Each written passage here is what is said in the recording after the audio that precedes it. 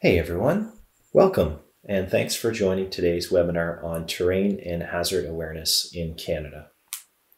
My name is Adrian Tegler. I'm a member of the ForeFlight Pilot Support Team. I'm also a Canadian pilot and I've had the opportunity to fly both internationally as well as back here in Canada for a regional airline. Today's topics, we're going to start with a bit about ForeFlight, look at what's new, get into terrain and hazard awareness in Canada, look at alerts and post-flight debrief, as well as Q&A at the end. Before we begin, if you have any questions during the webinar, you can ask those via the GoToWebinar message panel. Our pilot support team members will respond to some of those questions during the presentation, and we'll get to as many as we can at the end as well. If you have any audio problems, we do recommend joining from a computer and not a mobile device. Also, this session is being recorded and will be accessible at foreflight.com/on-frequency. ForeFlight was founded in 2007 in Houston, Texas. We have 4 growing offices, with many employees also working remotely all over North America and Europe. In order to get the most out of ForeFlight, we recommend a new iPad with 128 gigabytes or more storage capacity. We also recommend the Wi-Fi plus cellular model iPad, which has an internal GPS receiver.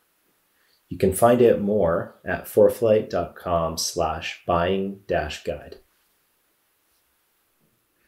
What's new?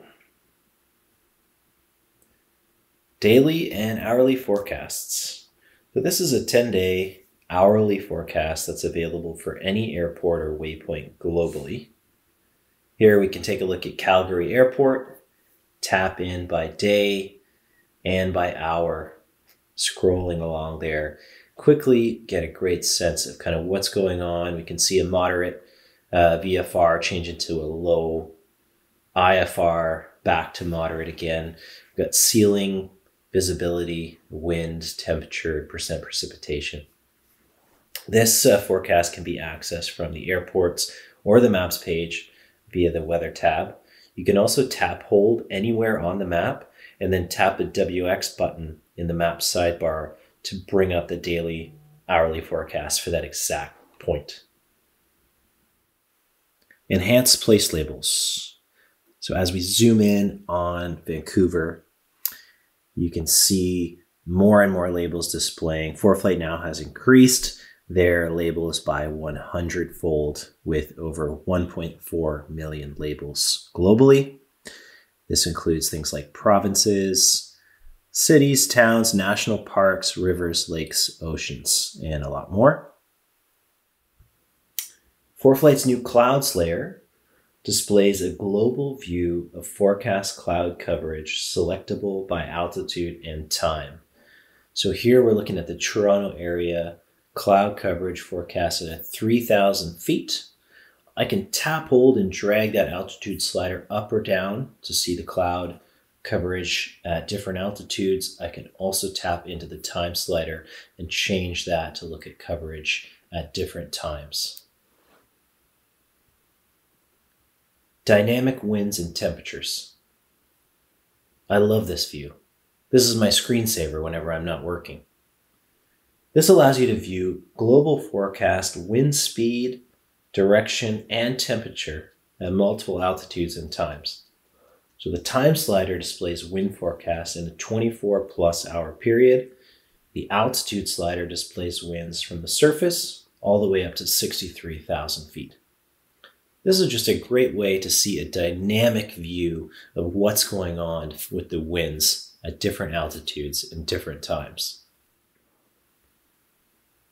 3D traffic.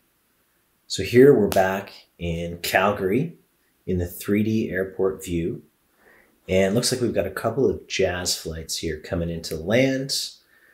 So this view now gives you the option to overlay internet traffic and get a sense of the airport environment. You can even flip to a night view to familiarize yourself with the night environment and the runway lighting.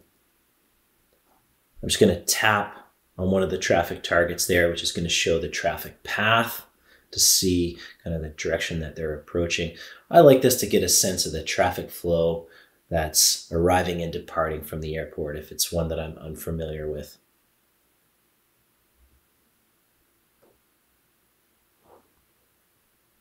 And of course, lots more new features.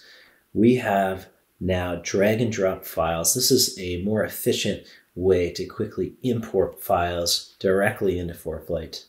You may have noticed in some of the screenshots, ForeFlight now has really nice weather legends that are visible on the map when you select different layers. Our new taxi route feature is really cool, one that I wish I had on those many flights that I did to Boston, where I would get a complex taxi clearance and I would be frantically writing it all down and making sure that I had it correct. This allows you to tap the clearances that you receive from air traffic control, and ForeFlight is going to plot those out on the map for you and draw that line just for extra situational awareness. Really nice feature. We also have added background downloads. So ForeFlight downloads can now continue even if ForeFlight is put to the background. Really handy. 3D runway lights, we saw that a little bit in the 3D airport view when we were watching Jazz come in to land. This, again, is a great way to familiarize yourself with the airport environment at night, how those runway lights are going to look. Prepare yourself with what you're going to actually see when you arrive at that airport at night. Great tool, good way to prepare yourself for an arrival at night to an unfamiliar airport. New flight binders. If you haven't noticed, ForeFlight has a new flight binder layout that you can choose. And this is a more organized view in a chronological order from your departure to your arrival airport, and a great way to organize all the procedures that you need for the flight. You can also quickly bring in the procedures based on the flight that you've planned on the maps page. Improved traffic alerts. So if you're flying with a device that can receive traffic information, ForeFlight will now show you a little bit more information if there are other aircraft around you that may conflict with your current path or your position. So in this case, there's a traffic warning, 10 o'clock, 1 mile, 200 feet below, and the other traffic have their projected path out in front of the targets right on the maps page to give you a bit more awareness of what's going on. NOTAMs via Jepson. ForeFlight's NOTAMs are now coming directly from Jepson's NOTAM feed, which just really improves the accuracy and consistency of our NOTAMs. Terrain and hazard awareness. Let's start by planning a flight in Canada. I always like to start on the airport's page, taking a look at my departure and destination airport. One tool that's useful in terms of terrain is to start by tapping on the terrain button on the airport's page to quickly see the maximum terrain altitude within a 10 nautical mile radius of the airport. In this case, Smithers, British Columbia, we can see fairly significant terrain, 8,461 feet within 10 miles of the airport. Next, still on the airport's page, I'm going to tap the Info and CFS button to do a CFS check. Here's another way to familiarize yourself with terrain. I look at the obstacle clearance circle. This displays the altitude with an additional 1,000 feet for the highest obstacle or terrain within the area the circle describes. So in this case, 9,500 feet. So there's terrain at about 8,500 feet. The CFS adds that extra 1,000 feet for the circle.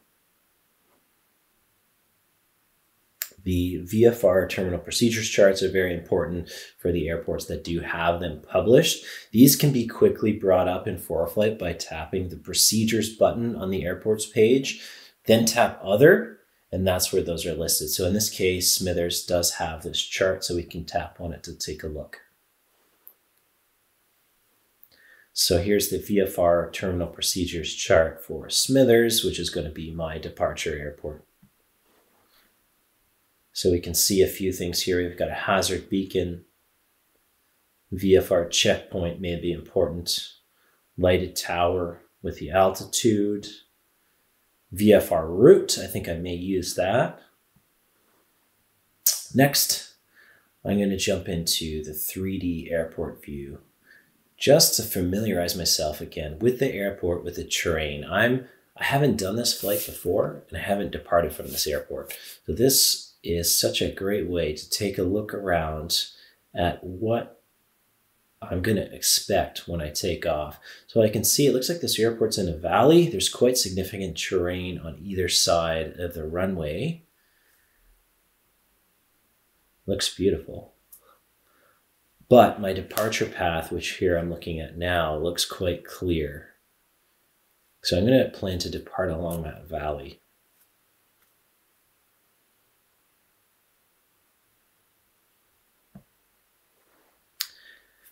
Just a quick overview here. So for the airport 3D view, there's a number of different options and different information displayed. So you can see airport information at the top left. There's a runway quick view buttons available. So I can tap, there's runway 15 and 33. I can tap those buttons to quickly pan the view around and view kind of an approach view of either runway. You can see at the bottom left runway orientation with an integrated crosswind as well, using pulling in the latest weather information to display that there, as well as our day and night mode, which we can switch between to see. I'm planning this as a day VFR flight, so I'm going to stay in day mode. So now I'm going to move over to the maps page and start the route planning process. So my flight for today is from Smithers to Terrace, British Columbia. So I've got my departure and my destination airport entered there into the flight planning menu. And that's how I always like to start. Next, I'm going to go just confirm my selected aircraft is correct. I also want to choose my performance profile. So I usually like to fly in my 172 at about 2300 RPM, and I lean out the mixture there slightly. So I'm going to do that performance profile, which is available, and it's pre-configured profile with the ForeFlight performance subscription that I have. It's great. It's going to provide an accurate performance profile, which looks at the climb, the cruise, descent at that specific RPM mixture. All this is coming from manufacturer performance data. So I'm going to select that. Next, I'm going to tap on the altitude button and take a quick look. I'm not quite sure yet what altitude I'm going to use because I haven't planned in all the points in my route, but this is just going to be a starting point, and it's nice to see what kind of headwinds, tailwinds, what I'm going to be looking at for different altitudes. In this case, if I was to choose something even up to 8,500, I'm looking at calm winds for today, and it looks like a 37-minute flight, 6.2 gallons of fuel. So that's a great option. I'm going to select that for now. I'm probably going to plan lower if I'm able to fly in some valleys, but this is just to start. Next, I'll tap on the procedure button. Now, if I was doing an IFR flight, this is a great way to load a departure or an arrival procedure as well as an approach. In this case today, it's going to be VFR. I could use this to select a traffic pattern entry into my arrival into Terrace, which is nice to get a bit more situational awareness as I go final for that. So I may select that later, but for now, I'm going to continue and look at the route advisor. The route advisor is going to look at routes between my departure and destination here. It's going to provide me with both recommended routes as well as recently cleared air traffic control routes between those 2 points. So you can see in the list here, these are IFR routes, but I still find these useful for VFR flights because it gives you a good sense of what routes are commonly flown between these 2 points and what altitudes are being cleared. So you can see here there's quite a few cleared flights at 8,500 feet. So that's a good option if I do need that. Next, I'm going to tap on the Profile tab at the bottom right corner of the FPL menu, and that's going to show me my side profile view with my route and any terrain along the way. So here I can see right away that my direct route between Smithers and Terrace with my Cessna 172 climb profile is just not going to work. So great, this is a great starting point to see that.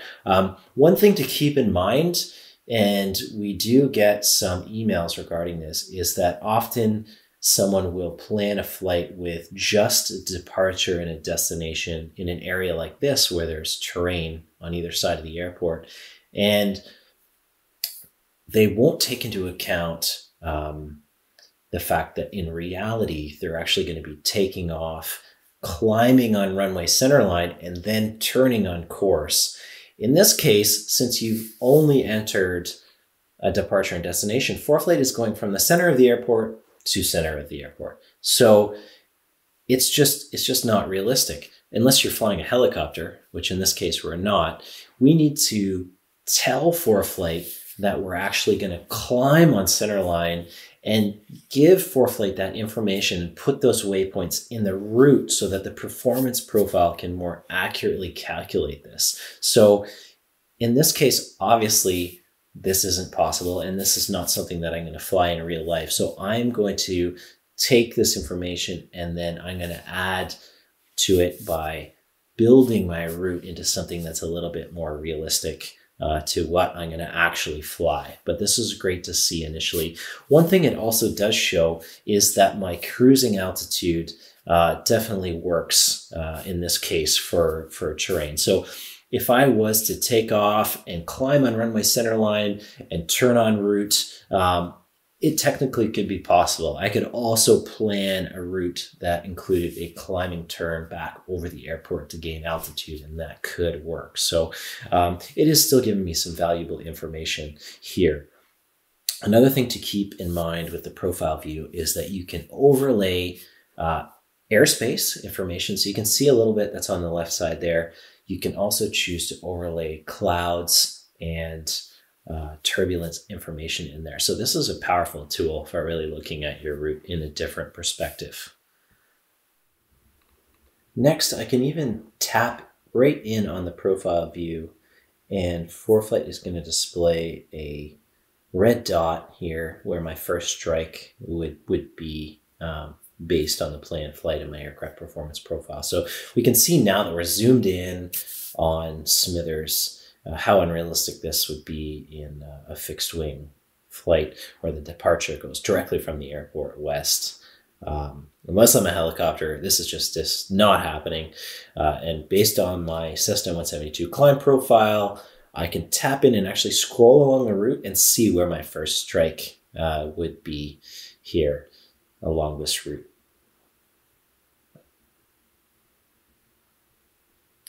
All right, so I know that my direct route is not going to be possible. So I'm going to look at the VNC chart and take a look at what other route options are available. And here I can see that the VFR route that we had previously seen in the terminal procedures chart is actually going to be perfect for a nice flight between Smithers and Terrace. So I think I'm going to use that here. There it is highlighted as my route between these 2 points.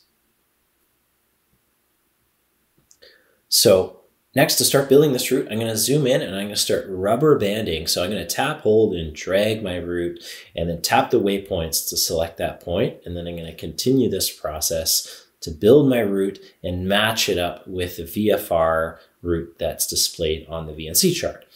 So here you can see I can select points that are before and after. It doesn't matter.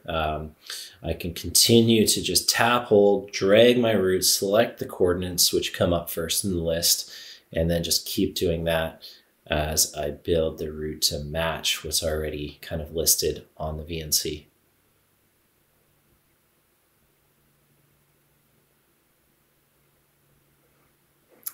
All right, so once I have my route fully built, I'm going to go back and take a look at the profile view. So now you can see it completely clears terrain. There's no issues. I can actually tap and drag my altitude down and choose an altitude that's even lower. So I had 8,500. I'm going to actually try for 4,500, which looks like it works. And it's well above the highest altitude. So more than 1,000 feet above the highest terrain along that route. Again, I'm going to tap, hold, and drag within the profile view since it's dynamic, and I can see what my clearance is with the elevation along the route in any terrain. And I have it selected right now for 1 nautical mile on either side of the route. I can also tap on airspace since I have that selected, so I can see the different airspace. Class E here for Smithers, nothing serious. Again, another Class E above that, so it's going to show it both in the profile and on the map. I can tap on an icing layer, which is actually really useful just to see where that forecasted icing is sitting all above the route there. Going to continue on, tap on the turbulence. So it looks like there's no turbulence forecasted for the route. I'm going to tap on the clouds layer again here so I can see that my route looks like it does go through some clouds. So that might be kind of a deal breaker on this one for today. If there's going to be clouds at 4,500 feet right away, that's going to show me that that may not be possible for a VFR flight. So that's really valuable information. Again, with regards to terrain, the profile view is such a great tool to be able to see your planned route with the terrain that is below, and then add those layers like clouds or icing or different things that are also really important. And again, you can tap and change what your parameters are. So I'm looking at this route with terrain and obstacles within 1 nautical mile. So that's pretty close. You can adjust that to be within different four nautical miles of your route or more. So that's something that you can do via the, there's a gear button at the bottom right corner there of the FPL menu. You can tap that and change the parameters for how terrain and obstacles are looked at there and just make it more conservative. All right, next I'm going to take advantage of ForeFlight's map annotations, and I'm going to use them to highlight important areas along the route. So this could be maximum elevation figures, provincial parks. There's some there within the vicinity of my route, CYAs. Okay, so annotations, they're a great tool when planning. They're also very useful for leaving important reminders or highlights of key obstacles or areas to be aware of in flight. Let's take a look at some weather for our route. I like to start with the radar overlay. However, in this case, interestingly, radar is not available for our route. You can see on the right, there's a radar sweep, and on the left, there's a radar sweep that would provide information. But in the center, it's a bit of a dead zone that doesn't have radar data. And ForeFlight displays that with a cross-hatching on the map, as well as a radar not available message. Fortunately, ForeFlight does provide some great alternatives in this case, and I recommend using the enhanced satellite layer or the color infrared satellite layer in the case that radar coverage is not available. And either of these layers will provide cloud coverage as well as any kind of vertical development, any storm activity that may be occurring in that area. Here's another view from the Environment Canada website, just showing the radar sweeps, both west and east of our route in the dead zone that's in between.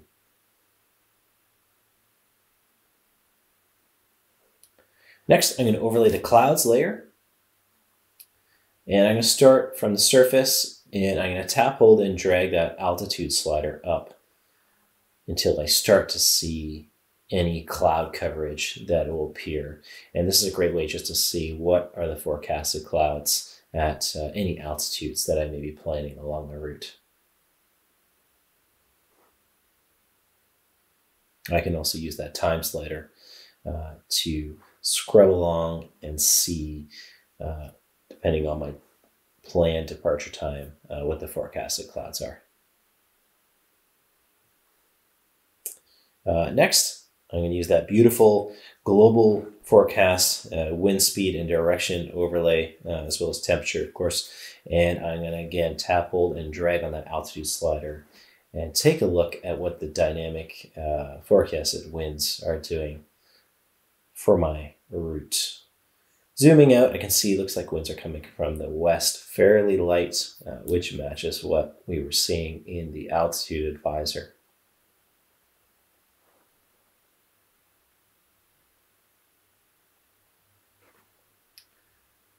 Next, I'm going to tap the 3D button to 3D preview my route.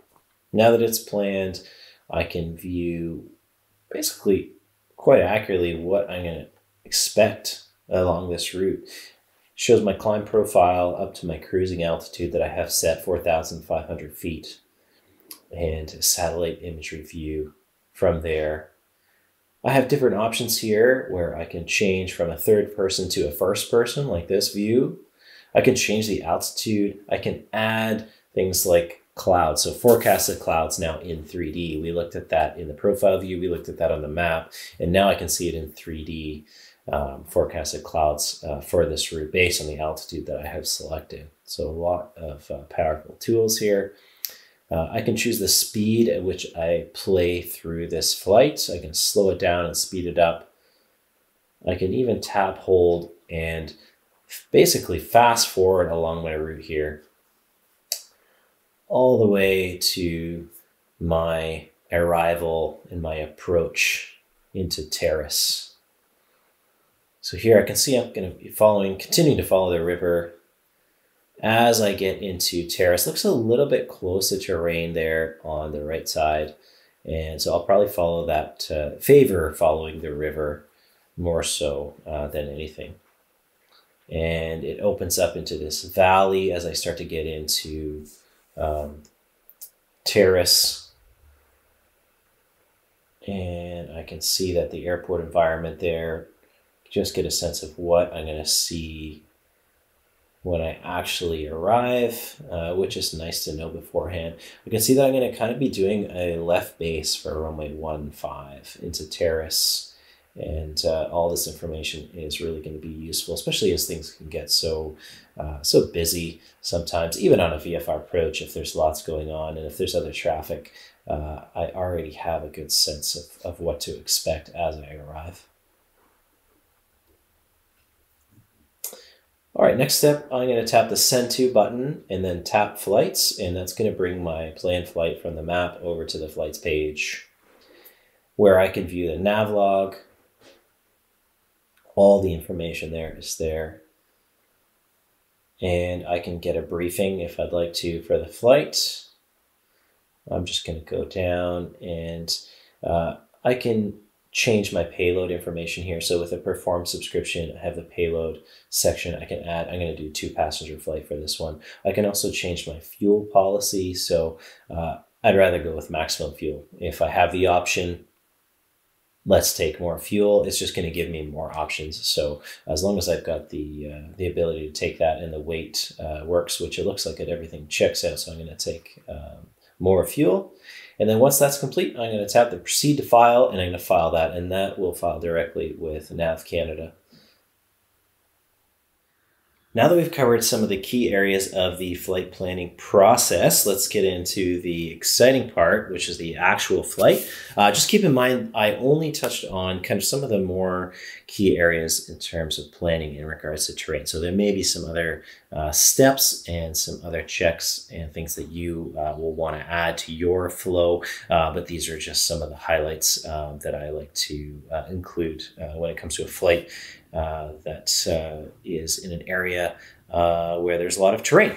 So without further ado, let's arrive at the airport in Smithers. Let's get into the aircraft and let's take a look at our takeoff roll into a climb out. And we're going to look at this in a simulated environment with ForeFlight side by side. So you can see what the actual flight is going to look like and side-by-side comparison of how ForeFlight is going to look as well. So here we are, and takeoff roll. I've got the hazard advisor active in ForeFlight, so it's showing this yellow and red color, and that is displaying terrain with regards to my altitude. So the yellow is any terrain within 1,000 feet of my GPS altitude, and the red is any terrain within 100 or higher of my GPS altitude. So you can see as I climb, that dynamic display is changing as I climb, and it's also activating here. I have the glide advisor active. So that's something you can turn on in the map settings menu, and that is showing me based on my glide profile for this aircraft where I can glide to in an emergency situation. So nice to have that, and I'll continue climbing out here, and you can see the terrain with the mountain there on the left that's displayed in ForeFlight, and as well as the valley that I have my planned route through is now showing clear. So I'm well above 1,000 feet above the terrain in that area. All right, here's another shot en route. So you can see that we're now continuing along the river here in the valley, and I've got the profile view active now in flight. So this is a different view, and it's actually showing what's ahead of me dynamically. So it's not looking at the route, it's actually looking ahead of my projected track. So as I'm turning, it was showing before that I was headed towards the mountains, and now as I turn into the valley, you can see that the profile view is now showing that I'm clear of that terrain in that area. As well, take a look at the glide advisor, and that is going to show again my glide options and where I could possibly glide to in the case of an emergency. And that's going to also take into account any wind information that is available, as well as my aircraft glide profile that I have set. This is now showing my arrival into Terrace, and I'm descending for the airport there, coming into that valley, really seeing a similar view that I did when I was previewing it in ForeFlight in the 3D preview. So nice to see that in reality what I had previewed in ForeFlight beforehand. So I also have the synthetic vision view active, where I can see the terrain ahead with the, again, yellow and red colors showing the terrain relative to my own GPS altitude. Glide advisor is now showing me some more options that are available as I come down into the valley. I still have the map preview available. Also, I have my traffic pattern now set. So I've got an altitude to turn final with the extended runway center lines for runway 15. So great situational awareness. I can fly to that altitude into my left turn in for final, as well as, of course, visually seeing that. So let's continue to the final approach. Here we go, final approach, runway 15. More terrain displaying now on the map as I descend, as well as some obstacles and towers. 1 mile final runway 15. All right, so now showing 1 mile final. Again, those towers are going to display in red and yellow, just like the terrain, and that will include any type of tower, windmill, anything that might be an obstacle will display in the obstacle overlay and in the hazard advisor. You can see in the synthetic vision view, the terrain yellow, and in the airport environment is a little bit lower, so it's showing green. You can even see the runway with the identifier for the airport there. So lots to reference as a backup. All right, so we'll get into alerts. I did a great landing, I can assure you. I didn't want to make those clips too long, so we'll jump to the alerts section and just leave you imagining that wonderful landing that I did there. So in terms of the hazard alerts, They're both visual and audio alerts. And there's a couple key ones that I'd like to point out. So first of all, sync rate warning, and that displays when your vertical speed exceeds a set threshold for more than 5 seconds. And that threshold changes based on altitude, and there's information on that in the pilot's guide if you want to look up the exact details on that. But it will warn you both with the visual and the audio alert if you exceed that significant descent rate, which is nice to kind of have that just to notify you if you're not aware. Also, the terrain and obstacle warning displays no matter what page you're viewing in ForeFlight. So this is one if you were to turn towards terrain, for example, and your projected path may intersect with terrain, ForeFlight is going to bring up a warning and just kind of alert you that your path may be an issue. So let's look at an example of that, turning towards terrain and the alert that comes up. Warning, terrain ahead. So here I'm just kind of going left off my route, and ForeFlight's bringing up that warning, and you can see the terrain on the left, and you can bring that into full screen. You can dismiss it if it wasn't applicable, if you were just doing a quick turn, for example, but nice to have that.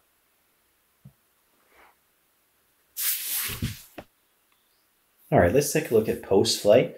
I think it's really valuable to take a little bit of time after the flight to review different aspects. And this could be things that went really well or things that you might want to change for the next flight. Whether it was done with a flight instructor or on your own or with a friend, I think it's great to just kind of take a bit of time to go through and just review the flight afterwards. And ForeFlight does provide quite a few tools that'll help you do that. So the first one that I like to go through is my track log review. Now, ForeFlight provides the option to record a track log of your flight, and you can either set ForeFlight to do that automatically, or you can manually start and stop your track log.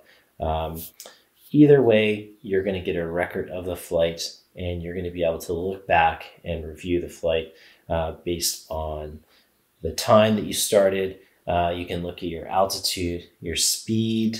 You can take a look at the map and really play back that flight and kind of go through the different aspects of it. If you did record the flight with an AHRS capable device, this could be a Stratus receiver or some kind of Garmin transponder or avionics that have attitude and heading reference system enabled on that device, that information is actually going to get recorded in the track log as well. So you can even review your pitch and bank information. Next, tap the 3D button on the right side of the track log page to review your actual recorded flight in 3D. Unlike when we originally used 3D preview to gain situational awareness of your planned route, now we can use the 3D preview to debrief your actual route flown. If you recorded with a device that has attitude heading reference capability, you will again be able to see your pitch and bank information as well in this 3D view. Next, you can use your recorded track log to create a draft logbook entry. This can be set up to be created automatically, or you can open any track log and manually tap on the Send To button at the top right and select Logbook to generate a logbook entry with the information from your track log. This is a great way to quickly generate logbook entries with a lot of the fields pre-filled for the flight. Again, it is a draft entry, so it is up to you to go through the entry and confirm the information and make any edits that are needed before tapping the Approve button, which will place the draft into your actual logbook. All right, let's take a look at some additional tools. First of all, Content Packs is a really powerful tool that's worth mentioning and can really help for flights that may be in the vicinity of terrain. So content packs allow pilots to import and display and use custom content in ForeFlight. For example, you can import custom charts like this BC topo chart that you can see here, as well as custom map layers, routes, and user waypoints. You can even associate PDF files with custom waypoints. This will allow you to view detailed information associated with a waypoint. Here's an example of a vector map layer that's created in Google Earth, and then that's imported into ForeFlight as a content pack, and it's highlighting airspace in different areas. A sometimes overlooked feature in ForeFlight that can be used when planning flights in and around terrain is the ability to enter a radial and distance from any point. In this screenshot, you can see I have a user waypoint called Alpha, and then next I create my radial and distance by entering the waypoint name along with a slash in the radial and another slash in the distance. Taking this a step further, ForeFlight can plot the intersection between any 2 points. So again, you can use a user waypoint, you can use a navaid like a VOR and NDB, you can use an airport. In this example, again, I'm using Alpha and a user waypoint Bravo. And ForeFlight can plot that intersecting point if I enter the user waypoint name. So Alpha along with the radial 080, a slash in my next waypoint Bravo, and that second radial 020, and you can see the intersecting point that's automatically created. As you saw from our webinar today, ForeFlight integrates with flight simulators, and this includes most of the flight simulators that are on the market today. And this is just such a great way to fly in a simulated environment and have ForeFlight act just as it would as if you were flying an actual flight. This is a great way to practice. It's nice to have ForeFlight when you're flying in the sim, be able to display your position on the map and give you that reference of where you are as you're flying in the sim. It's great practice on ForeFlight, and it's just a lot of fun. So if you want to find more information on how to connect ForeFlight with many of the popular flight simulators that are out there, you can start by checking in the ForeFlight Mobile Pilot's Guide, which is available in ForeFlight on the Documents page. Be sure to tap the search button. There's a table of contents. You can just tap right into the flight simulator section. You can also just search for keywords. The Pilot's Guide, I can't say enough, is just a great resource filled with screenshots and information. Anytime you have questions or you're just want to find out more about something in ForeFlight, this is such a great resource. Again, on the Documents page in ForeFlight, you can also find it and download the PDF version on the support section of the ForeFlight website. We're also always happy to help. The ForeFlight Pilot Support Team is on frequency 7 days a week. So if you have any questions, please send an email to team@foreflight.com. Other useful resources, we talked about the Pilot's Guide.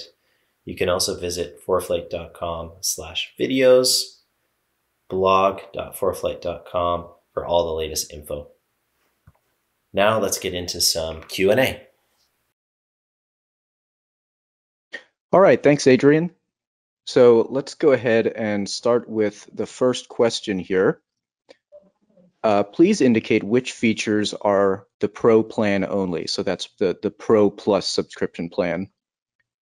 Yeah, for sure. So good question. Now, some of the features that we talked about today that are included with the ForeFlight Pro Plus subscription are synthetic vision with glance mode that allows you to kind of look around, the hazard advisor and the hazard alerts that are part of ForeFlight Pro Plus, as well as the terrain profile view with the airspace listed in there. And you can see a full list of what features are available in each subscription on ForeFlight's buy page. So that's foreflight.com/pricing. All right, for the next few questions, we actually have our other Canadian pilot on the ForeFlight Pilot Support Team, Dominic, joining to help Adrian answer some of these. And if you happen to catch our webinar a couple of months ago on filing flight plans in Canada, then you've already heard Dominic give one of these webinars, but I'll go ahead and direct this next question to you, Dominic. Do background downloads work if the iPad is sleeping or in standby mode? Yeah, thanks, Sam. So as of ForeFlight version 13.3, they do. And so now, even if you have the ForeFlight application in the background, your download process will still continue. Now, the download process will continue, but they will not install. So once you open ForeFlight, the next time you open ForeFlight, it'll take a couple minutes to actually install the new data. The only other caveat with this is that if your battery is very low on your iOS device, the iOS system might just pause it to save battery life. So just keep that in mind. If you are downloading something, maybe have it connected to a power source just to prevent that. All right, next up, are 3D runway lights Pro or in the Pro Plus plan or available for everyone? Dominic, do you want to answer that as well? Yeah, sure. So 3D features, including the runway lighting, is included in the Performance Plus subscriptions for ForeFlight members. Yeah. So a lot of what Adrian was showing today was included in both Plus and Performance Plus.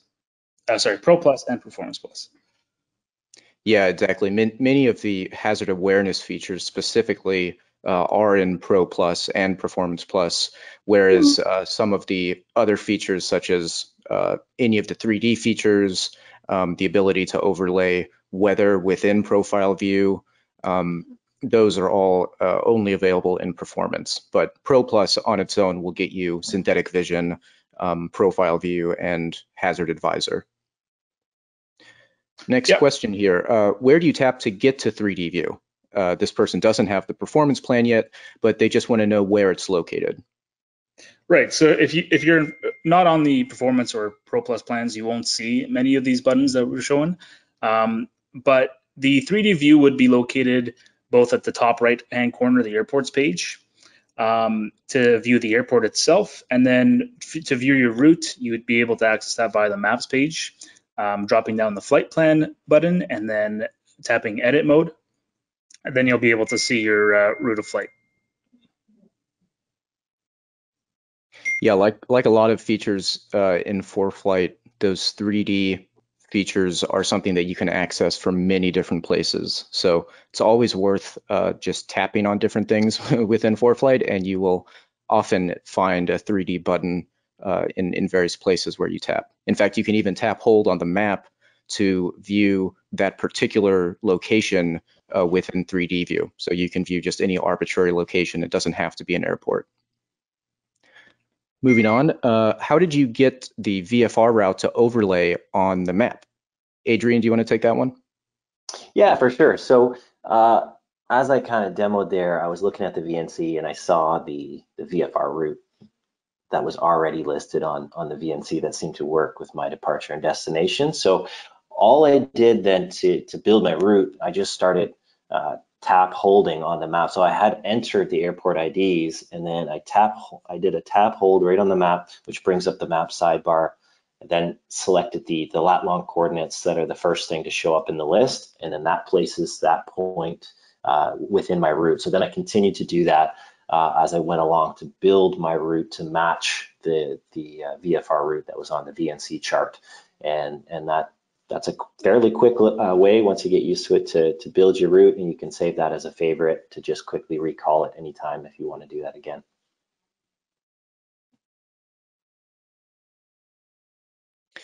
Yeah, next up, does the US icing layer work for all of Canada, or should we use the international icing layer? Yeah, that's a good question. The US icing will only cover a limited amount of southern Canada. Actually, it reaches a little further north than you would expect. But if you are using the icing layer, I would suggest using the international, as you will get full Canadian coverage.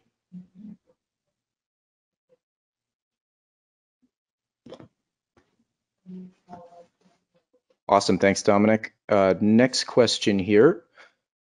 Are annotations saved as part of a flight, or are they saved globally, just not associated with any particular flight? Adrian, can you answer that one?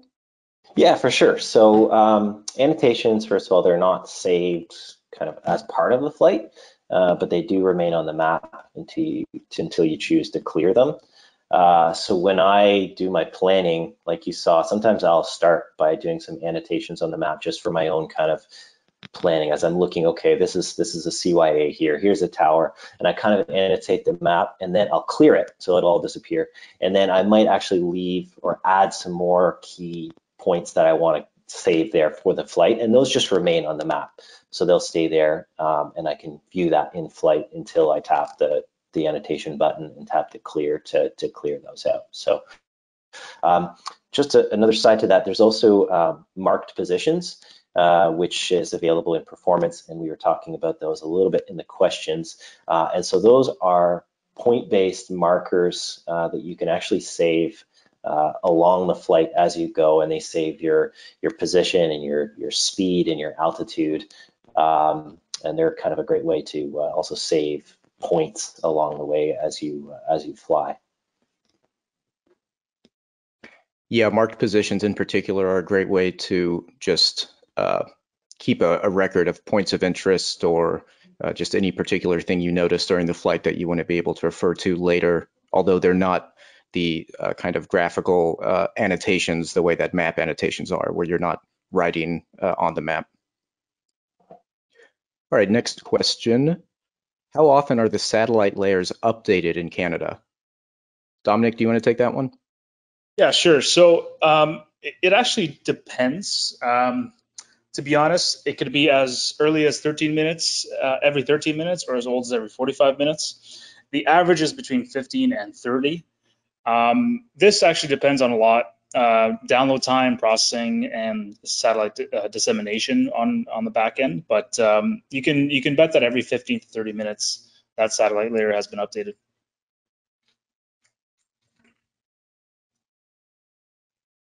All right, next up, are there any plans to add a feature to define custom checkpoints and store them as part of a flight? It would be great if I can mark features on the map and give them a name so that they show up on the trip sheet as well.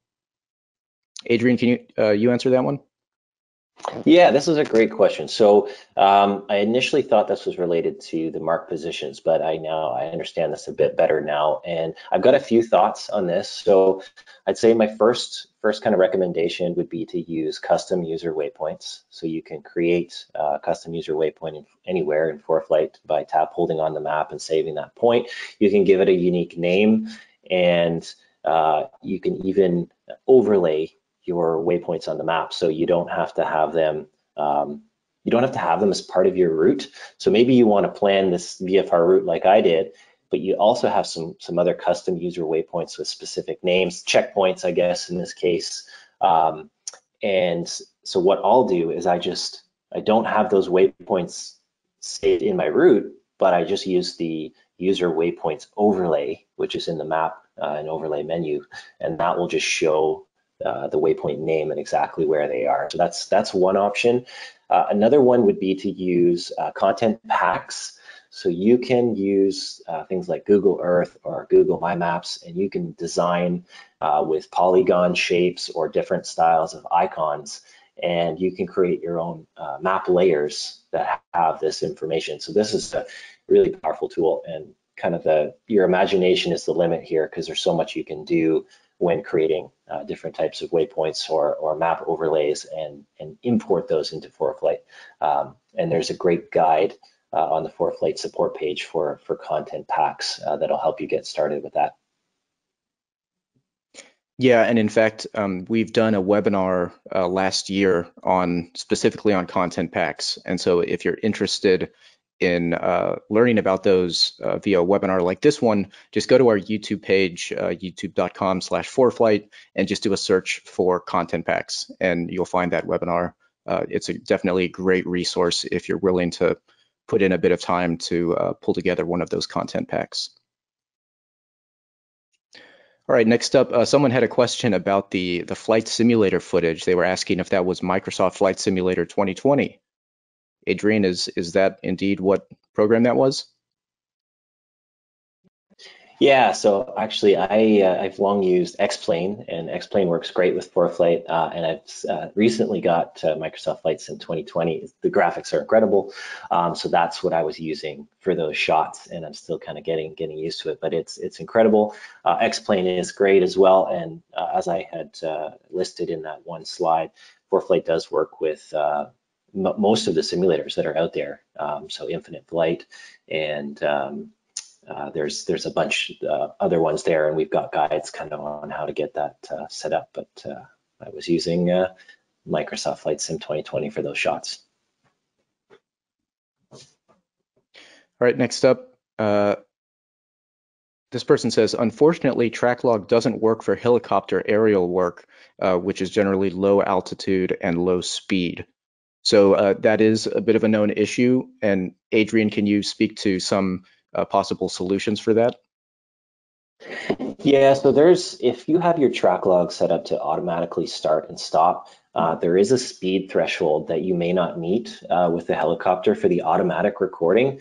So ForeFlight is going to kind of give you a little bit of an outline on the parameters. When you arrive at the airport and open ForeFlight, if you have automatic track log set up, ForeFlight's going to start basically waiting and looking for your takeoff. So once ForeFlight senses a takeoff speed of around 60 knots, it's going to register that that was a takeoff. It's also going to look back to get your start time. So if once it kind of senses and it registers that takeoff speed, it's going to look back and say, okay, when did you start moving as well? And it's going to be able to get that ground time.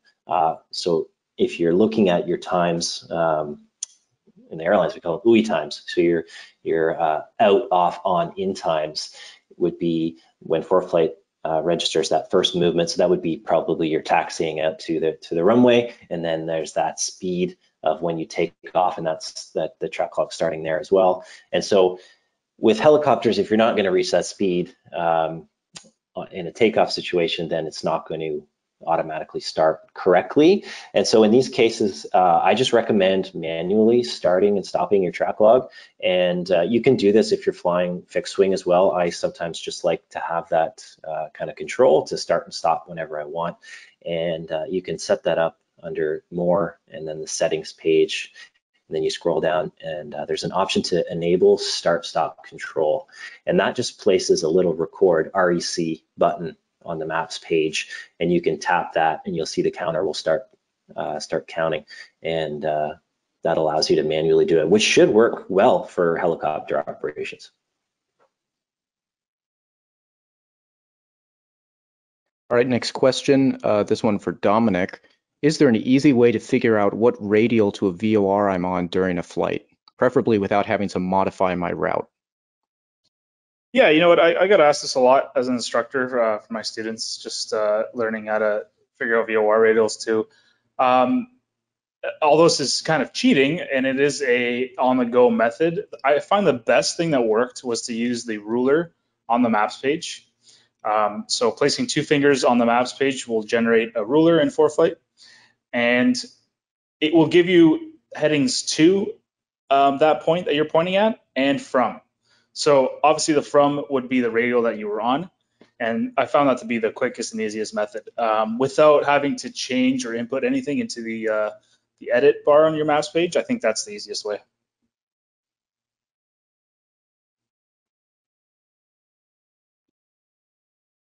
All right, last question here. My draft logbook flight times are very exaggerated. The air time is correct, but the ground time is wrong. How can I fix this?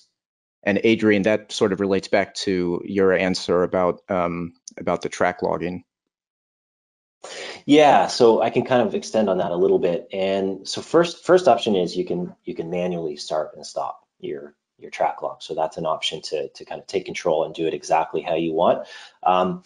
In terms of the automatic start and stop for track log recording, again, it kind of goes back to the situation. I don't know exactly what situation this is that's causing it, but keep in mind that, again, when you open ForeFlight and you're at an airport, ForeFlight is going to start looking for that takeoff speed, and there's a 30-minute window there. So as long as you take off and go above 60 knots within the 30-minute window, ForeFlight's going to register the takeoff, and should also be looking back within that 30-minute window previous to see your taxi time within there. So unless there's a scenario where you're possibly walking around, I guess, and maybe if it was your phone and you're doing a walk around and the phone is going around and ForeFlight's confusing that as your taxi,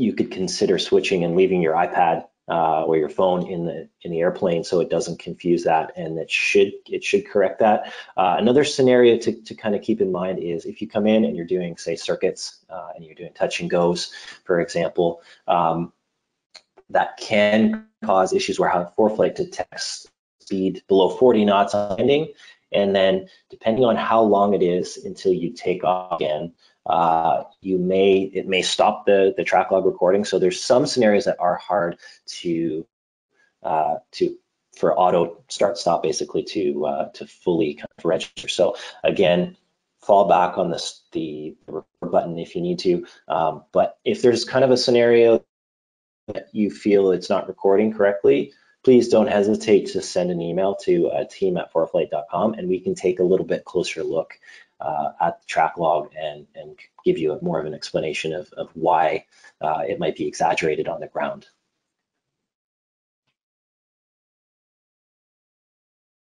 All right, thanks, Adrian, and thanks, Dominic, for the assist with the questions. Thank you, everyone, for attending this webinar. We really hope that you learned some useful pieces of information about flying in Canada and all of the different hazard awareness features ForeFlight provides. As we've already said, if you want to see a nice comparison between the different plan levels so that you can determine which plan levels have some of the features that you saw today, you can just go to foreflight.com/pricing, and it has a nice comparison table and a very detailed comparison table of all of those features. If you want to see a recording of this or you want to share this webinar with your friends after today, you can go to foreflight.com/onfrequency, and we will be, once we get this video exported and do some light editing to it, we'll get it put up on YouTube and then embedded on that page. You can also just visit our YouTube channel. It'll be there as well. But definitely share this around with any of your pilot friends who you think could benefit from this information. And feel free to sign up for any of our upcoming webinars once we get them added to that page. And thanks again.